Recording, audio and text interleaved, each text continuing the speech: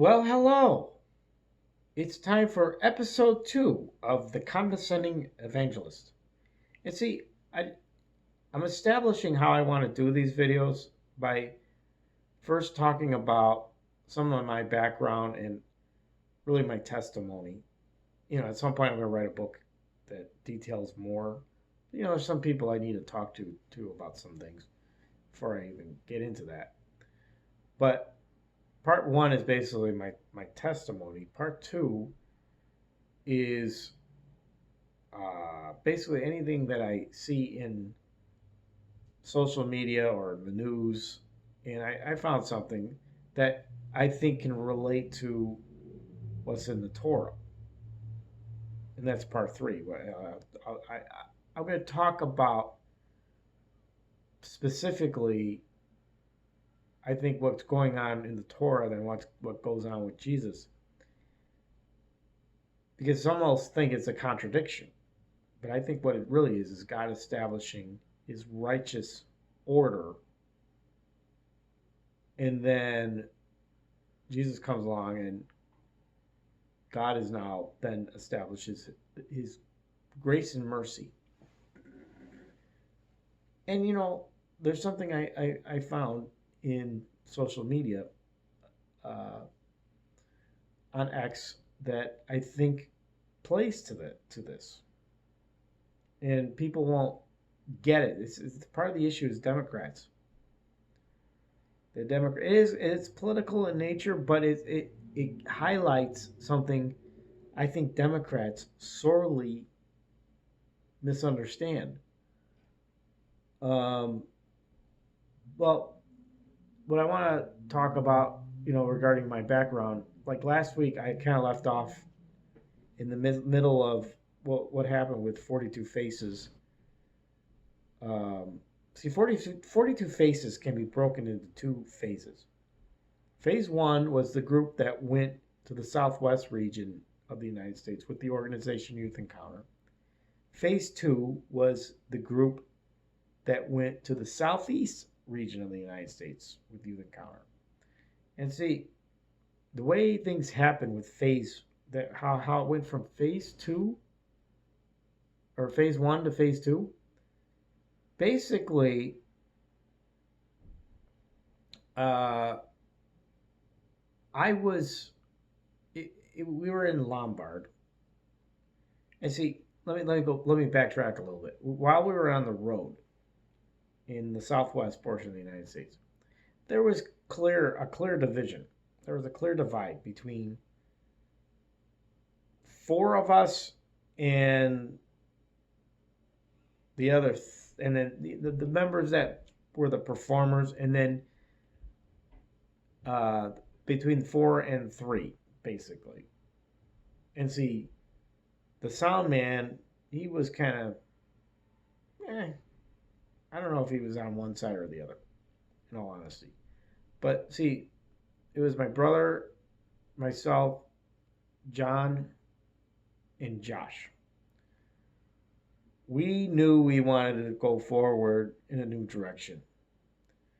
And we also knew we wanted to be the drummer. Someone from another team, that, from a musical standpoint, we felt was someone we wanted. And the fact that he was on another, doing the same job in essence we were doing, that his heart was in the right place, we figured. I presumed. I found out later, I'll be just being honest. Look, we all have flaws, but,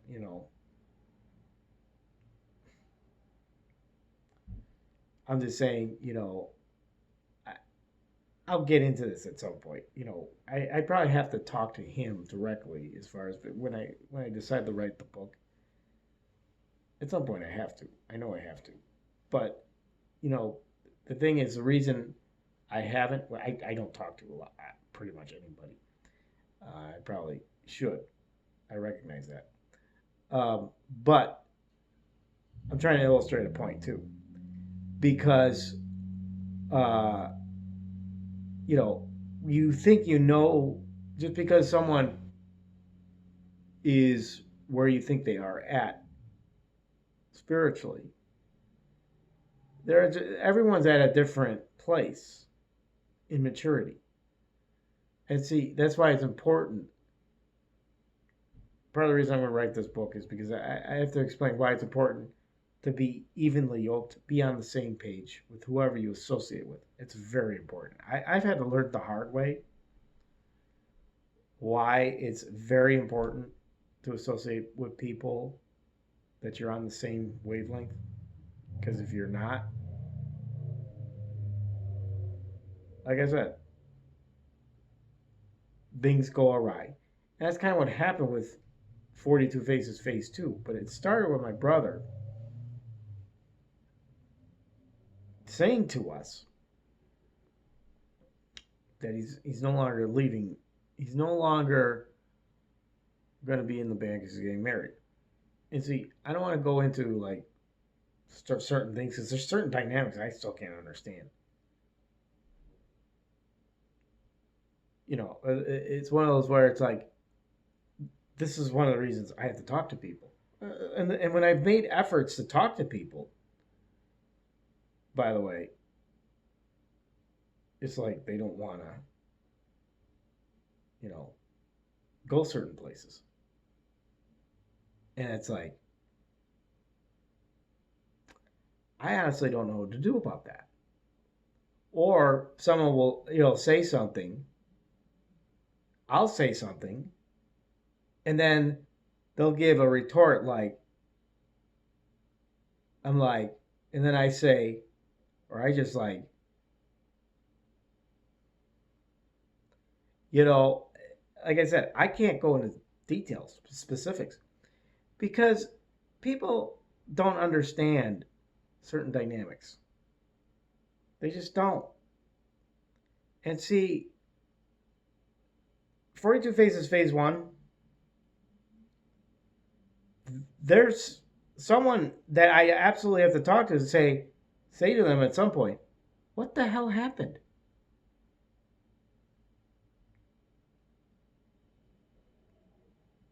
Let's have a conversation. At some point, this has to happen. I don't know when. But, like I said, you think you know people, and then what the hell happened? Well, and then I go back and track. See, this is one of the things why I have to write the book and why I have to have the conversations with people. I can't really go into specifics here. I won't go into specifics here. But it's like there's one guy in the band, I'll just say it like this, who would say, I have this thing, but we would have our devotions, and he'd be like, and this is phase 1. This is before we're even on the road. And I won't say who, and I won't say what it is specifically, but I'll say this thing, but I can't, and then, okay, like he would do this, like, I don't know how many times before finally spilling the beans. And when he finally spilled the beans, it was like, I was like, I kind of wish you kept that to yourself. But then my brother, I'll just say what he said. I didn't have that problem. Like, everyone's like, really? And I'm like, oh, jeez. No wonder. Because it's like, I'm just going to give you a statistic that was what it was. And you can guess what it is. 90%. Like I said, no wonder. You ever hear of bottled up anger? Okay. That's enough of that. Anyways, I'm just saying, it explains certain things, It's like, no wonder. I'm just saying, if you can kind of guess what I'm talking about, if you followed some of my stuff, The point I'm trying to make is, I can't go into specifics. I have to kind of dance around certain things until I actually have conversations, real conversations at some point. And, you know, as you get older, you kind of realize there's certain things that you can't undo. You just kind of realize that. But it's like, well, it kind of explains why certain things happen as they did. And then, when I think about phase 2 of 42 Faces, well, one of the guys in the band, the younger brother of the drummer, who, we found out he had an issue. I didn't find out, though. Someone else knew about it. And I was like, you knew, you never said anything? Again, it's like, the point is like, if I knew about it, I don't know if we would have even gone on the road. I was like, man, no. See, I was in college at the time. There's another dynamic that has to be understood here. There was 8 of us. There was one guy out of the 8 who didn't even graduate high school until till he finished his book report. I think he had to do it before we went on the road. That's what I think. We wouldn't have been able to go on the road unless he finished his book report, so he could finally get his high school diploma, as he would say. But I'm like, dude, I'm just saying, the rest of us are my brother and, well, I know one other guy finished college. My brother had 2 degrees. I'm just saying, my mom would say, graduating high school is a rite of passage. You reap what you sow. It is kind of interesting that my brother's oldest son wasn't able to have a normal graduation. Well, like I said, we played in a band with a guy who had to finish a book report. Look, I'm having a little fun, only because it's like, this is the guy that wanted to be famous. And my brother would be like, yeah, me too. And I'm like, hey, dummy, I'm still in college. He had to finish a book report so he could graduate high school. You have 2 degrees. I'm still working on my first. And you want to lump your whole thing onto him? That means you're leaving me in the dust, jerk. Anyways, I'm the one who started the band. That's the point I'm trying to make.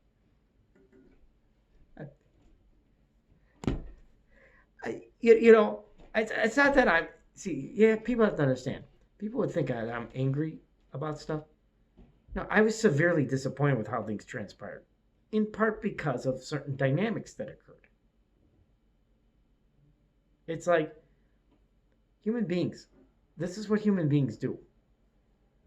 Everyone thinks they have it figured out, but it's like, no one cares about the process. And my brother would say this to me. Like, you care about process. I'm like, yeah, because process kind of matters. Like I said, you got 2 degrees. John over here,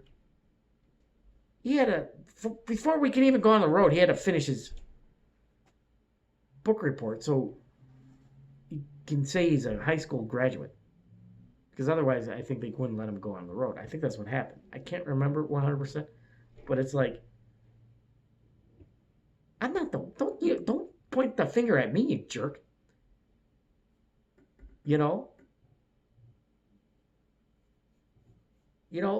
If you guys, and I think this is when John's like, I want to be famous, Eric's like, me too. This is why we're on the road with Youth Encounter. I'm like, that's why I say I'm severely disappointed. I'm not angry. I get angry when I talk when people don't understand my perspective on this. That's what angers me. I was severely disappointed because, like I said, part of it was John wants to be famous, and my brother says me too. He's the one that kind of intruded on the band. And I'm the one who wrote the song. And in the second verse, it's what good does it do to gain the world but lose your soul?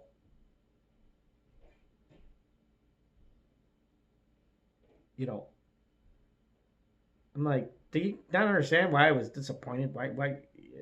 Ultimately, do you not get it? And if I come across as angry, that's part of the reason because you don't get why I'm disappointed, why I've been disappointed. And it's like it's not an age thing. I'm just a kid. No. You weren't just a kid. You were a year younger than me. If I understood, what good does it do to gain the world but lose your soul? You should too. No, I want to be famous. I had a little fun, trying to be somewhat comedic, Elon Musk is like, let's make comedy illegal again, or comedy legal again. It's funny. I look back and it is funny, but I get angry. I get angry because I was disappointed and I get angry because no one understood my disappointment. Because it's like there was a path for us to go, and it seemed like we decided to just do something else. Well, and that was phase two, too, by the way. Well, and see, another reason I was disappointed was when my brother left the band, and then I think his fiance at the time, I don't think they were married at the time, walks up to me and says, "God, I like the band. Why don't I be in the band?" I'm like, what? I mean, I just was like, why are you telling me this? I didn't know what to do with that. And then years later, I say here, um, and then Eric's mad at me. This is like what a woman does. It's like I had an older sister because he would like turn around on me. He's like, why didn't you tell me? I'm like, you're like a little girl, aren't you? That's what I'm thinking. I don't say it. That's part of my problem. Is because the reason I don't say things, I don't always say things. Because I'm like, what if I say what's on my mind right now? Do you want me to say what's on my mind right now? Why are you a little girl?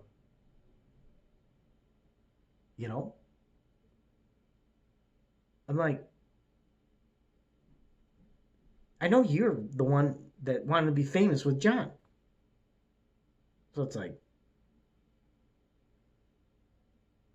are you saying like if I would have said something to you way back then, you might have not married Kelly?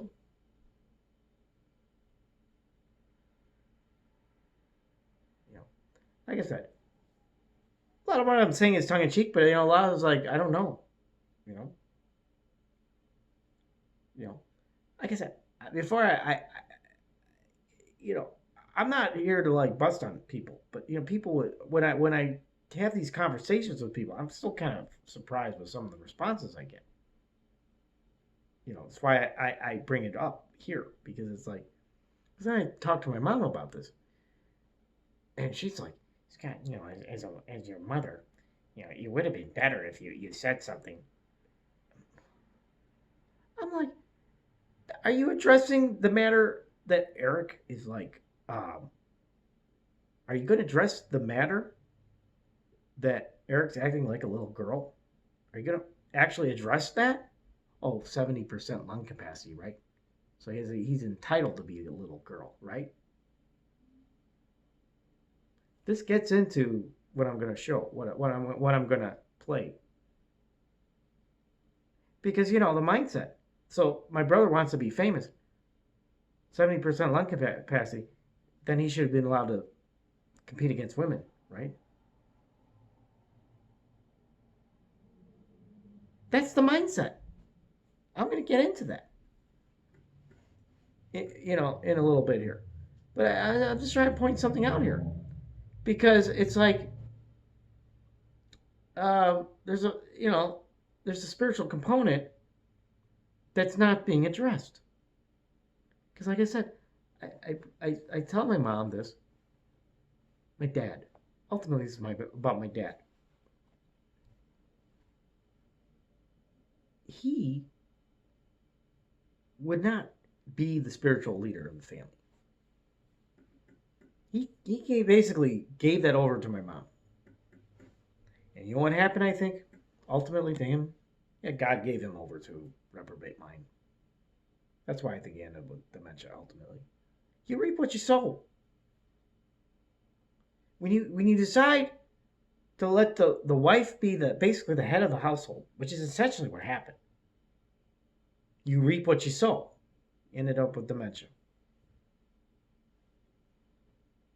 I think, there's a lot of suburban fathers who do this.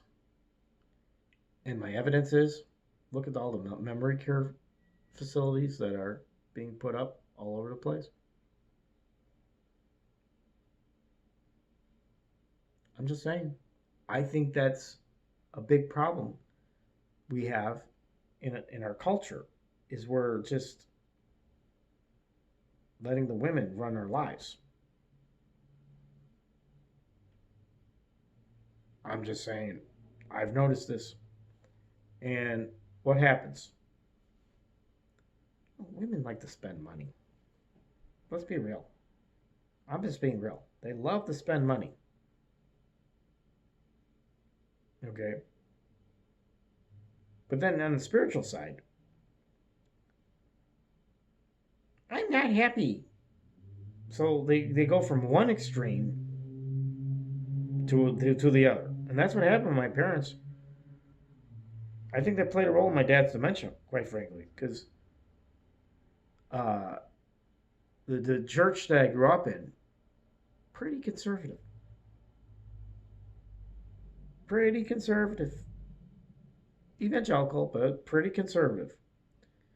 And then after I'm out of high school and my parents moved, well, all of a sudden I went to a Pentecostal church.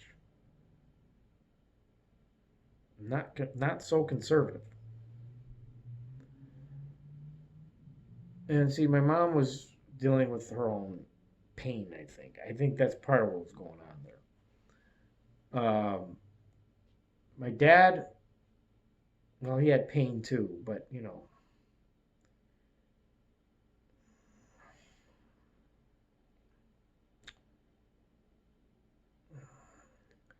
don't go from a church that's one way, like very low key, to like a church that's rah rah rah rah rah, blah blah blah blah blah blah, and that's not going to affect something up here.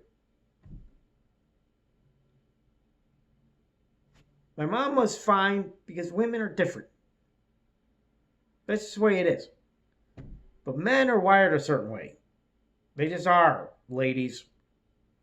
You put them in an environment like that's normal, and then you put them in environments like blah blah blah blah blah. That's going to do things up here. I'm just saying. That's what I think happened to my dad ultimately. But it was his fault. Because he let my mom do it. He gave over the spiritual reins to my mom, the financial reins too. And so he ended up in a memory care facility. That's just how I see it. So anyways, as far as, now I just want to tie up, like, okay, how did 42 Faces come to an abrupt end? Well, it was, when we were in youth, when we did the Southeast region,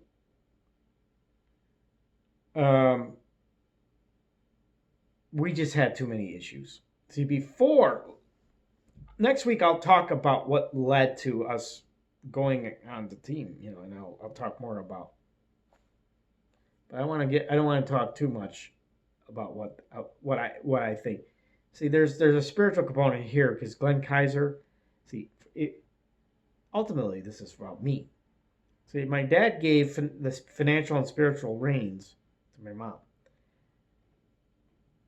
Well, I might have done the same thing with 42 Faces. Um, well, ultimately, my brother. It happened early on, pretty much, because I started the band, but then my brother kind of took over, and I didn't really fight him on that. I just kind of, well, he's got the songs and whatnot. However, I didn't think he was a front man. Like I think he was like a Mac Powell wannabe kind of. But even Mac Powell was more of a front man. He wouldn't always play a guitar. He'd get, what I mean. It's like my brother was kind of more like a Darius Rucker type, I would say, and that's like that wasn't the band I envisioned. I envisioned more of a band that was like Rush meets Van Halen meets uh, Deliverance. That's kind of what I was thinking, you know. But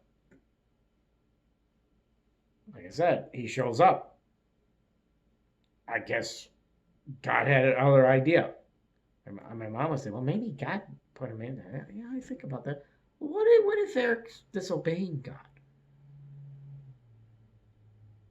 Because I know how things ultimately turned out, and Glenn Kaiser, you know, uh, goes right up to John. Rez was the first concert I went to see, and Sacred Warrior opened for them. And yeah, my brother went to the church, the same church as Steve Watkins, bass player for Sacred Warrior. Um,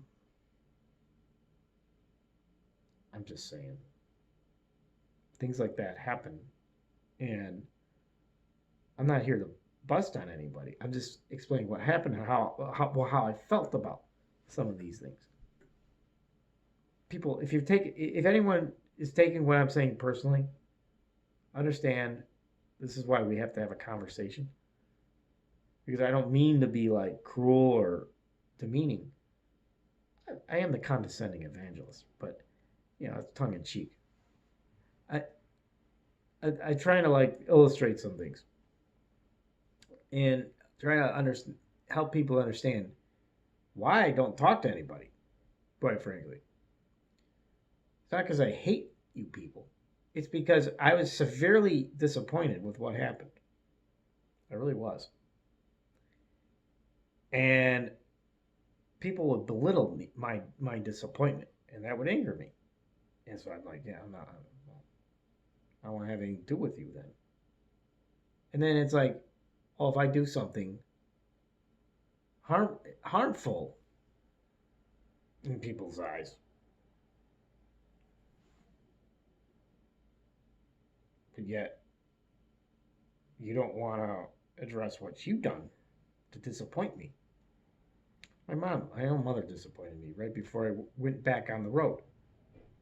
I talked to her about that. And she was very condescending to me. And I got pissed. Again, because that's what's been happening. It's like you still, it's okay for you to talk about what happened to you. But if I say anything, me.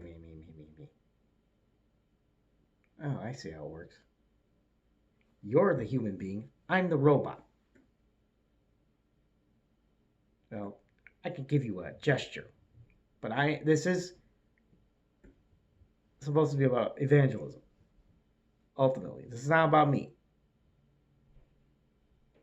But my testimony has to be explained on here. I don't know. I don't know a better way. It's a long testimony because like some people will say will give like a like this happened, I got saved and blah blah blah. But it's like it's not that simple with me because people that I've interacted with who I thought understood ABC when or let's put it this way, I thought they understood like JKL. They didn't even understand ABC. Like I said, I want to be famous. Hey, buddy, what good does it do to gain the world but lose your soul? What don't you get? My brother. Me too. Oh, you're the one that showed up.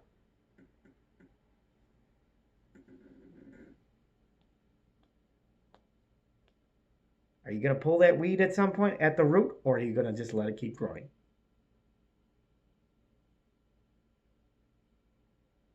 Do I have to pull it out? Maybe I do.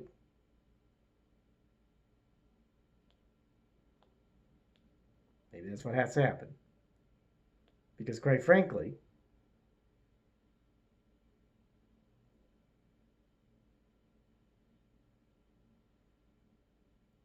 God, I like the band, but I want to be in the band. Why didn't you tell me?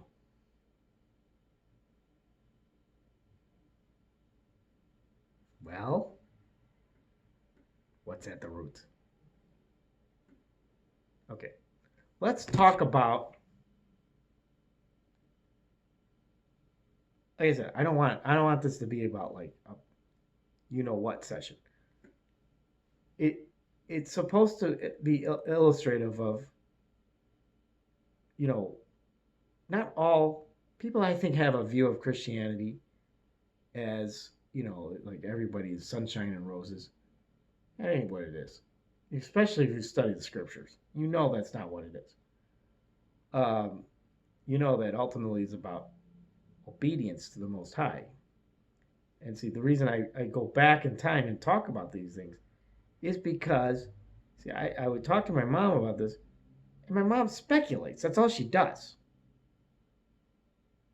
But the conversation, it's like, and it's like, it's hard to talk to certain people. Because when you bring these things up, it's like there's something there that's like I don't know what's really going on. I'm like, what is your issue for real? My thought is maybe you did something you weren't supposed to. That's my thought. Maybe you're trying to like figure out how it's my fault that what happened. Like I shouldn't even started the band. I shouldn't even said, "Hey, let's start a Christian metal band."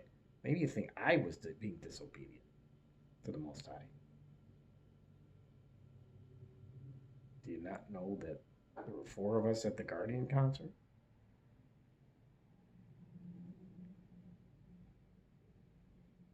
I know that. That's why I say God put it together. But see, God knows the end from the beginning.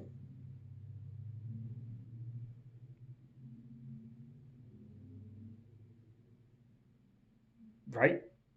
God knows the end from the beginning. So it's like he may have done that because God, I like the band, but I want to be in the band. Something else might be at work.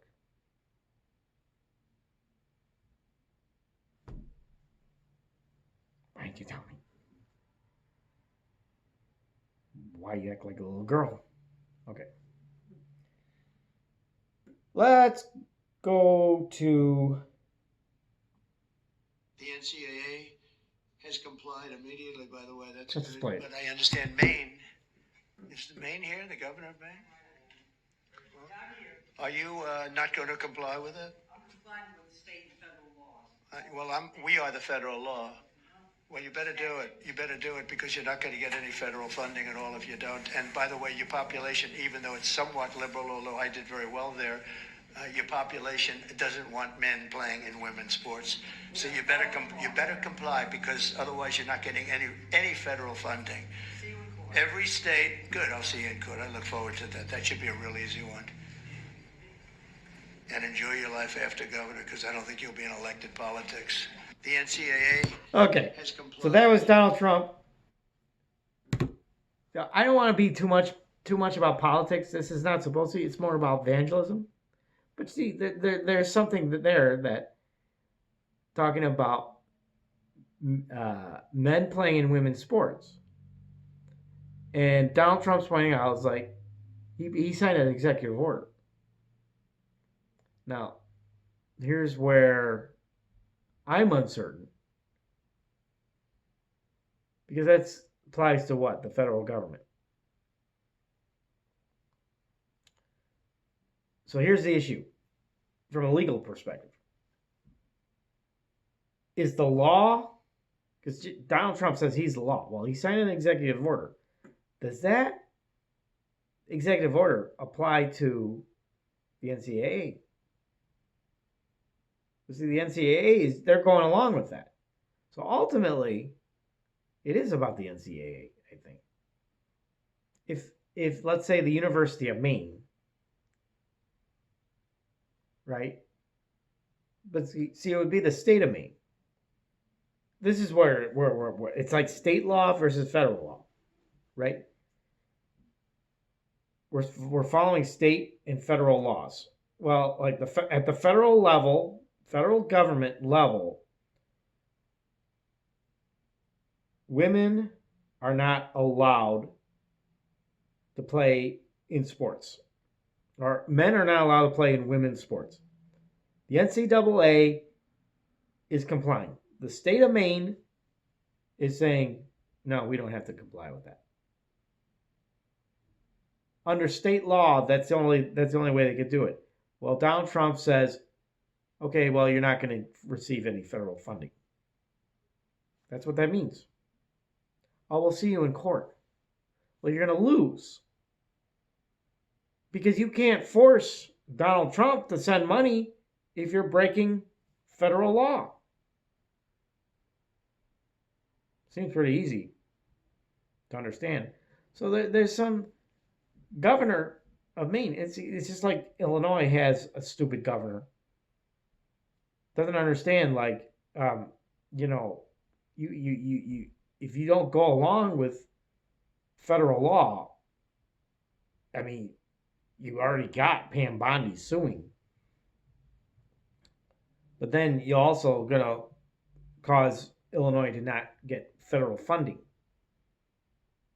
And so Governor Meatball then calls Trump a Nazi at his State of the State address. And then he says, oh, no, I didn't call him a Nazi.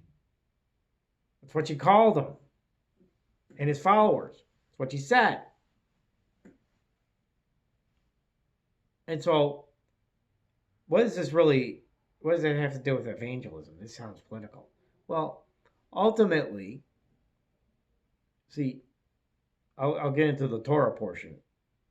But, okay, as Christians, I'm a believer. You know, it's about obeying the law, being obedient to what the laws of the land. That's in the scriptures. You're an atheist. You agree. Atheists agree with this. So we have common ground. You know, atheists and Christians have common ground here, where we do agree that the law of the land does matter. But now we got to get into, where does that come from, though? Ultimately, I think it comes from God. I believe the whole concept of law comes from God. It doesn't come from man. Atheists believe, I think, that evolution produced this. This is a product of evolution. And it only makes sense if you can scientifically prove to me that it's not just a matter of, did we evolve from apes? Because I kind of think we might have devolved, or apes may have devolved from us. I'll look into like Nephilim research and, for example, Bigfoot. I that's what I think. But beyond that, um, I think that the idea of evolution is, from if you look at it from a legal standpoint, scientific standpoint, it's a belief system.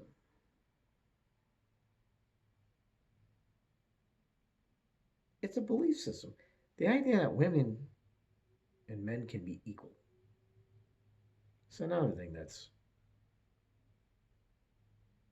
you know, that, you know, God created man, God created woman out of man.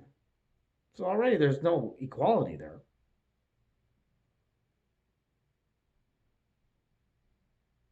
That's how God's order is. Man is created in his image. Woman is also created in the image of God, but is there to be the helper. Two shall be one. A woman complements a man. That's how it's supposed to be. Not the woman isn't supposed to be just subservient. The woman is supposed to complement. But it's like, a man's physicality is higher than a woman's. A woman's emotional state, though, is, I think, above a man's. Men are more fragile. See, this gets back to me being disappointed in where my anger comes from. It comes from a severe misunderstanding of my disappointment. That's where my anger originates. I'm not saying it's right what I do. What I'm saying is, I've had to come to grips with, people don't care how men feel about things. And it angers me. Why? Well, because I have a mother that would talk about her past. It was bad. What happened to her? But it's like, women are allowed to do that. Men can't do that.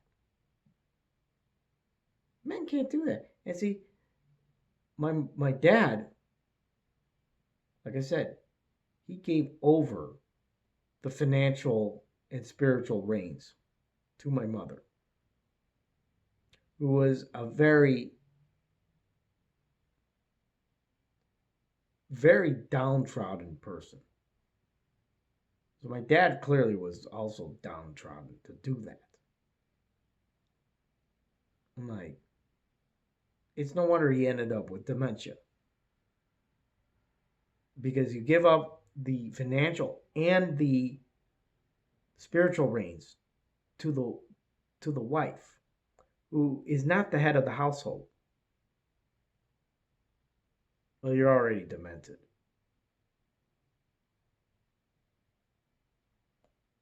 And so if people wonder why I get angry, it's because it comes from a severe disappointment of how I was raised. How I was raised, number one. Number two,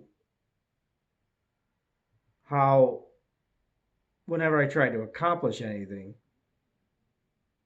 I had obstacles that were, it was usually other people. I don't blame other people. It's just other people getting in the way. And I don't blame them for doing that. It's human nature.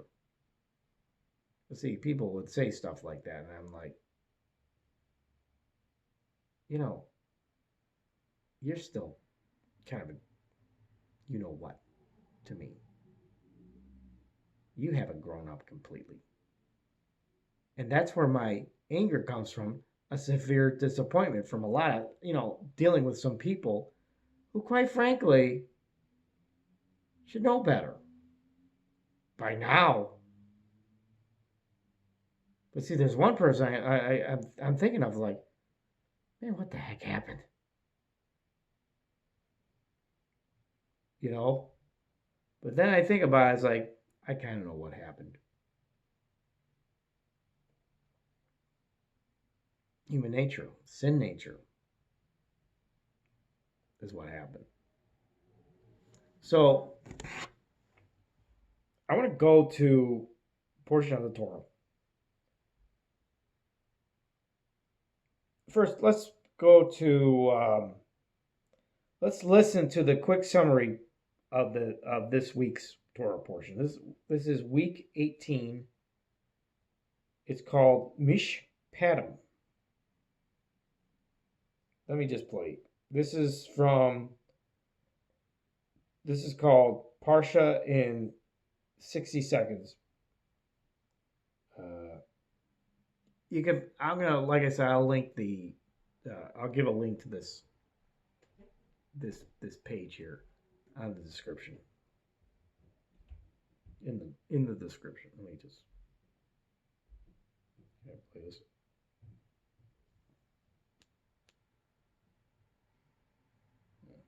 I'm gonna play. No. Hang on. Shalom and welcome to Parsha in 60 Seconds. Today's portion is from Exodus 21:1 through 24:18. It is called Mishpatim, which means laws. God tells Moses to give the people the terms of the covenantal agreement. Moses, Aaron, Nadab, Abihu, and 70 elders were invited by God to bow to God from afar. Moses presented the word of the Lord to the people, who answered, "All the things that the Lord has commanded we will do." Moses then wrote the commandments down. He built an altar and young Israelites offered sacrifices. Moses read the covenant to the people, who agreed to follow. Moses took the blood from the sacrifices and dashed it on the people. Moses and his crew then ascended the mountain, saw God, ate and drank. God told Moses to come up the mountain to receive the tablets of stone which contained the commandments. Moses and Joshua arose, and Moses ascended Mount Sinai, leaving Aaron and Hur in charge. A cloud covered the mountain, hiding the presence of the Lord for 6 days, appearing to the Israelites as a fire on top of the mountain. Moses went inside the cloud and remained on the mountain 40 days and nights. And that is Mishpatim in 60 seconds. Okay, so now I want to share a portion of this week's Torah, and actually I'm going to share a New Testament scripture too, because there's a point I think I want to talk about that. I don't know how many people understand. I used to think a certain thing, and I was like, and now I think something different. Maybe like with age comes maturity. Like I was immature. I realized how immature I was because, well, you look at scripture, you think it contradicts, but it's like, no, actually, there's a caveat that isn't fully understood. But let me go to, let's see. Let's first go to, it's Exodus, what is it, verse, chapter 21? Is it 21? Yeah. 21, verse 23 to 25. I'll just read three verses here. They're short. And if any mischief follow, then thou shalt give life for life, eye for eye, tooth for tooth, hand for hand, foot for foot, burning for burning, wound for wound, stripe for stripe. Okay? Now, let me go to Matthew. Let me explain what I think is going on here. Because some people say, oh, this is a contradiction. No. Ye have heard that it hath been said, an eye for an eye, and a tooth for tooth. But I say unto you, that ye resist not evil, but whoever shall smite thee on thy right cheek, turn him the other also. So it's like in the law, Moses is presenting, like, if someone takes your eye or takes your, well, I mean, just say it takes your tooth, like you're supposed to go to battle, What's really going on there? And why is Jesus saying, instead, turn the other cheek? Well, in the Old Testament, God's establishing his righteous order. That's what's going on. In the New Testament, Jesus is establishing the new order of grace and mercy. They don't contradict each other. God had established law and order. But Jesus is saying we're coming to a time of grace and mercy. And it's important to understand that both, you need one without the other. You don't get one. You don't get the grace and mercy without the understanding of law and order.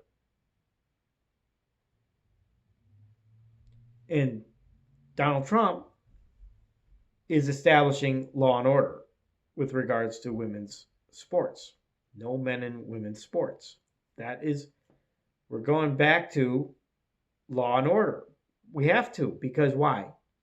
America decided the law doesn't matter. But see, it does matter. Jesus is not doing away with the law because he said it. I didn't come here to do away with the law. I came to fulfill it. He's fulfilling when he says God is establishing the law, and then he's fulfilling the law by establishing grace and mercy.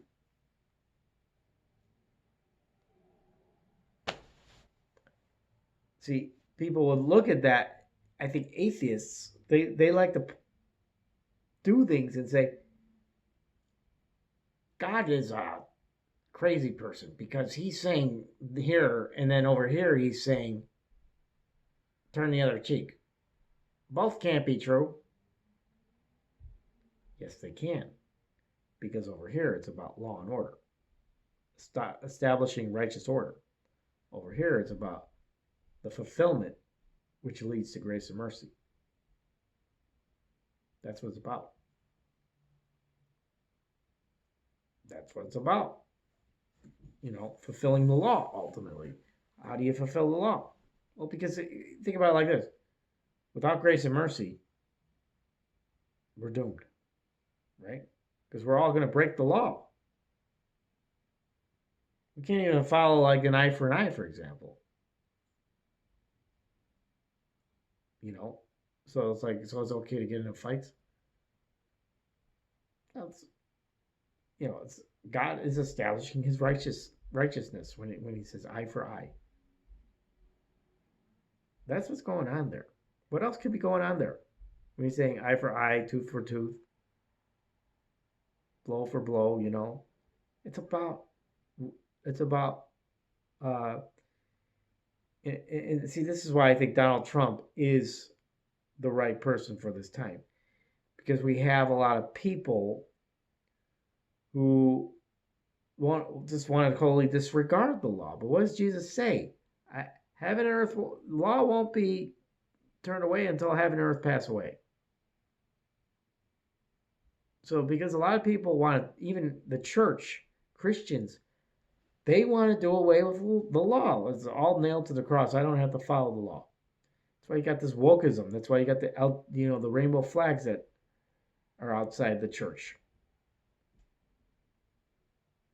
So wait a second. Isn't that like God fulfilling grace and mercy? Yeah, but the law's still there. You can't do. What you're trying to do is do away with what's actually in the law regarding lifestyle choices, bad lifestyle choices.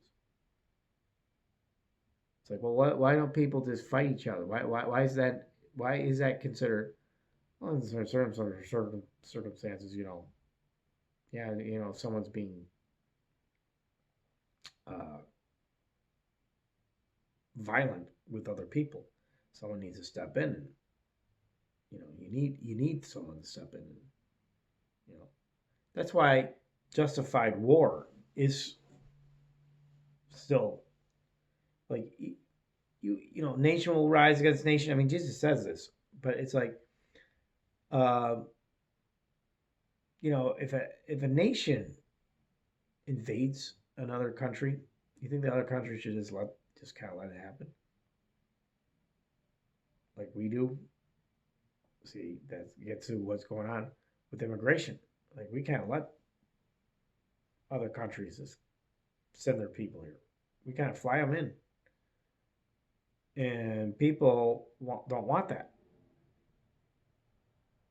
It's not just Donald Trump. I don't want that. I lived in an area that was like, I had to have my car towed a couple of times because I forgot to do something. As a result, someone taking the, I don't know all the circumstances, but I presume it might have been someone who lived in one of the areas where people don't speak English. Took the association president's spot. And he happened to be Russian. And so he made everybody do something. And I was like, wait a second. This is not good for me. And here's why. No one saw it my way. No one. I'm like, this is not justice. This is lawlessness in my mind. What's going on? And so I had to move ultimately because I'm someone who I forget to do things. And so if I forget to do something, guess what happens? My car's towed. I had to pay $170 to get it. I didn't want to have to keep doing that. So I had to move. Because I knew I would keep forgetting. It's it's the way the way I operate. I just it's like I get done from work. I worked like a 12-hour day. I get done and I forgot to do something I'm supposed to do. I'm like, can there be something different here? Do I have to put my address? Why do I have to put my address on the piece of paper? Oh, we can't do anything about that. Who's being lawless here? Me, who's trying to reasonably work with the village even. The village, so that's between the owner and the association. I'm like, geez, you're putting me in the middle of something that I had nothing to do with before I moved in.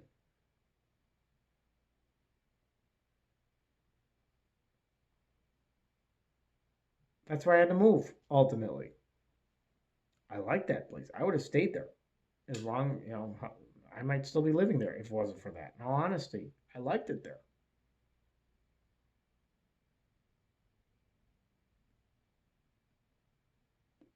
But, I couldn't afford keep paying a $170 toll fee every time I forgot to do something. And so there was no mercy for me living there, for me making mistakes like that. It's like, can we not? It's like they didn't want me living there. Someone didn't. That's the way I look at it. The way I look at it today, someone didn't want me living there. They wanted me to move. And so I moved. And then I moved again because, quite frankly, I was not happy with a certain situation. It had to do with COVID in my previous place that I lived in. This place, I haven't had any major problems. But I may end up moving closer to where I work because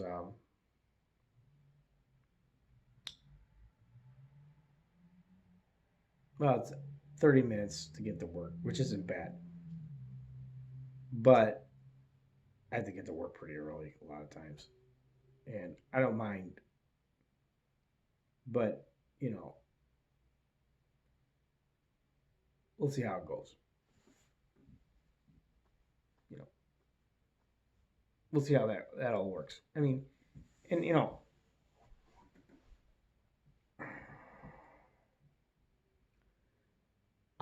I could tell a quick story. Yesterday, I was driving a student. I do what I do for a living is I drive special needs children to school, basically. in a van. I have a Class D driver's license, and had to go through a whole process of getting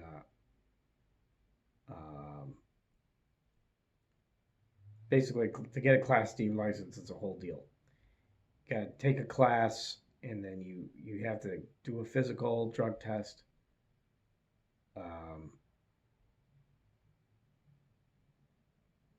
Then you got to do the driving test at the DMV. And let me tell you, if you make one little mistake, it could like derail you. So it's like I had to take it twice. It started bad, but it just was bad. You know, the first time I took it, the second time was fine. I guess you have 3 chances to take it. I passed it on the second. But the point is that yesterday I was driving a student and the van stalled. And I was worried that I was going to have to sit right where I was with the van because I didn't know. You know, thing is like the battery light came on, and I told them, and then they checked it, and the battery light came on again, and I assumed, oh, it's a sensor. It's got to be a sensor. Well, that wasn't the case. But then I get to this intersection, big intersection, Route 12 and 120. If you know where Volo is, where the auto museum is, right there, basically. And I was in the right lane, and it's like all of a sudden I felt something right before I felt like a little shaking, like, oh, because the battery light was on, and then all of a sudden I see some other lights coming on. But then I got to the right at the intersection, like I'm on the first spot there, and I'm like, this is not good. So I put the hazards on. I call. And at first they weren't answering. I'm like, why are you not answering? But then it was the owner, I think, that they answered. And I was told to like pull over, but I was like, I might not be able to because there's 2 cars to the right of me. See, I was in the right lane, but there's a right turn lane. It's a pretty big right turn lane, so 2 cars could fit. And I was like, it's kind of hard to like navigate over there, and I'm concerned if I start to move, the thing will just die. I'll be like at a 90-degree angle, in a worse position than if I just stayed. That's what I was thinking. But no, you know, because you know, the we got to get the student, you know, we got to get you another van, and I'm like, are you understanding where I'm coming from? So I didn't argue. I just said, okay, I'll try. I was concerned that I wasn't even going to be able to move. I was going to move, but it was only going to go so far. And I guess the point I'm trying to make is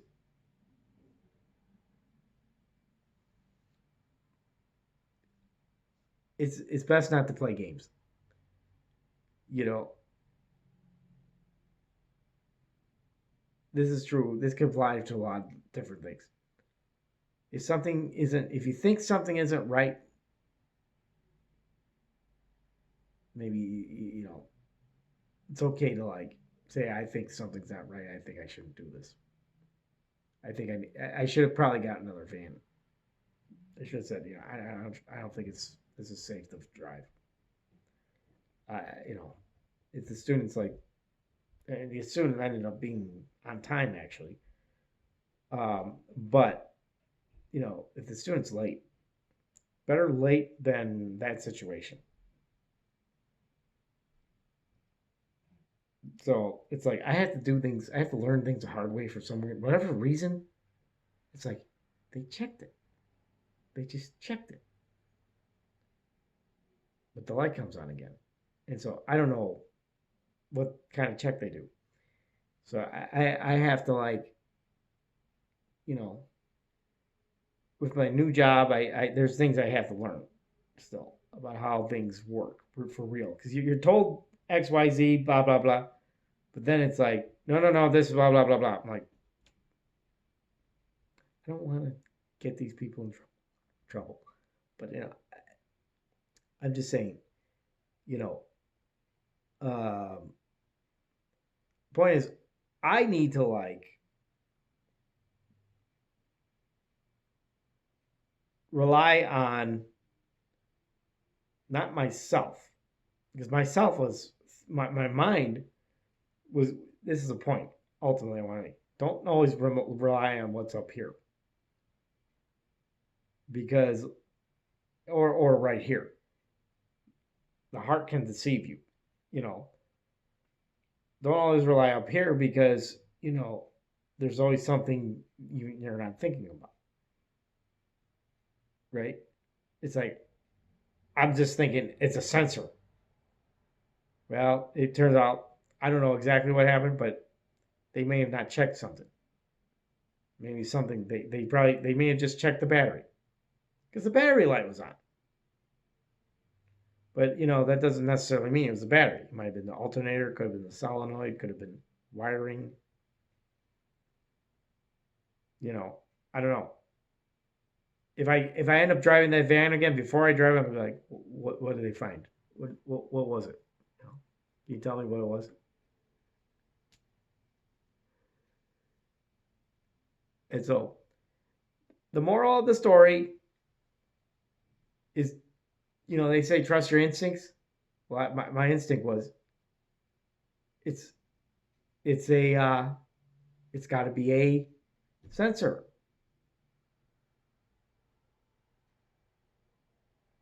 But I think maybe there was a still small voice, which would be God.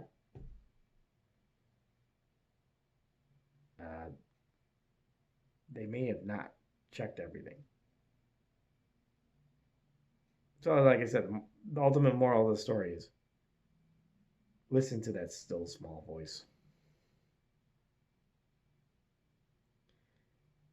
Because that's God. It's not your instinct. My instinct, like I said, was, it's a sensor. I think the still small voice was telling me something wasn't checked, which was what the problem was. I'm going to find out exactly. Obviously, something wasn't checked, because unless something went bad in that time frame, after the fact, but I don't think so. It had to be something wasn't checked. That was, I think, was the still small voice. It's like, get another vehicle. I think that was the still, and I didn't listen.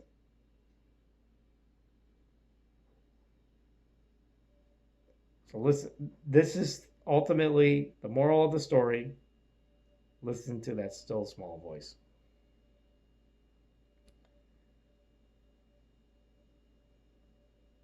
Because that's how you avoid the scenario that I ended up with. And it could have been a lot worse. Like I said, God had mercy. God showed me in that moment his mercy. So, that is all. Goodbye, Toledo.